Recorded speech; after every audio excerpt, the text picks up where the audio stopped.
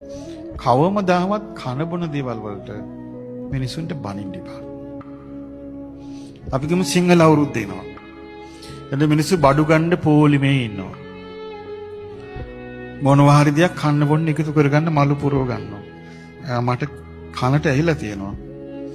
මේ මිනිස්සු මේ අවුරුදු ගණන් බඩගින් ඉන්න වගේ මොකද්ද මේ කන්න පිස්සුව?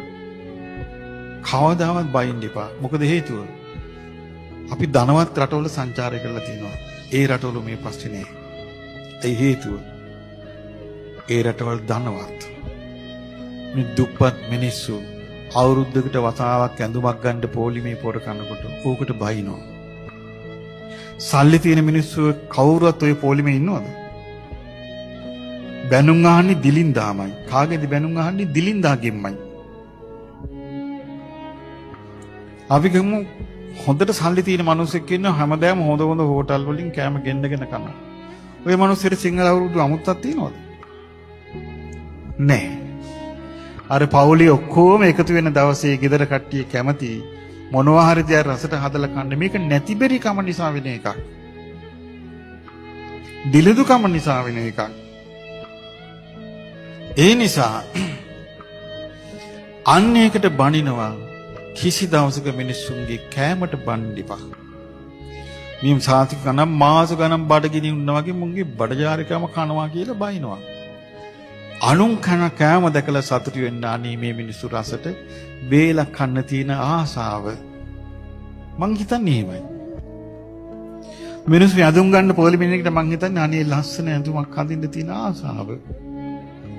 ඇත්තම කතාව ඒක නෙමෙයිද? ඒකටත් බයිනවනම් අපිට ධර්මයක් ඉතුරු වෙයිද පින්වත්නි? අපි මේ මහා ලෝකෝට අභිධර්මය ගැන හොයන්න යන්නේ. මූලික මනුස්ස ධර්මත් අපි නසාගෙන නම් අපිට ධර්මයක් ඉතුරු වෙයිද? කෑම වේලටත් ගරහනවා. දානයකට වැඩිපුර ප්‍රණීත මොන හරි දුන්නොත් ඔහම මොකටද ඔච්චර දානි දෙන්නේ? ඔහම උයනවද? කෑම වේලටත් බයිනවා.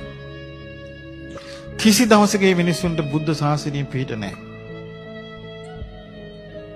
හිතන්න අනේ කවුරු හරි දන් දෙන්න ආසාවෙන් දන් දෙනවා. අනේ හොඳයි.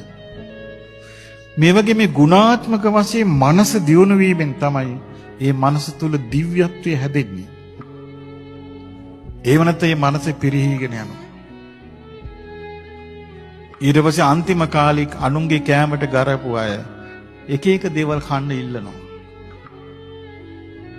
අනුන් ඇඳපු ඇඳුම් වලට ගරහපු අය තමන්ගේම ඇඳුමේ කක්ක හලා ගන්නවා. අන්න එහෙම මේ මිනිස්සු මැරෙන්නේ. අපි මේ ජීවිතේ තේරුම් ගන්න කවමදාවත් බනින්න එපා. ලස්සට ගයක් හදාගෙන ඉන්න එකට බනින්න එපා. වාහනයක් අරන් යනවා දැක්කම බනින්න එපා. ලස්සෙන්ට යනවා දැක්කම බනින්න එපා. හොඳ වාහනයක යනවා දැක්කම ඔරවන්න එපා. ඒ ඔක්කොම නැති බැරි කමේ සංකේත. ධර්මයේ නැතිකම විදහා දැක්වීම. තමන් තුළ ධර්මයේ තිබ්බනම් ඔක වෙන්නේ නැහැ.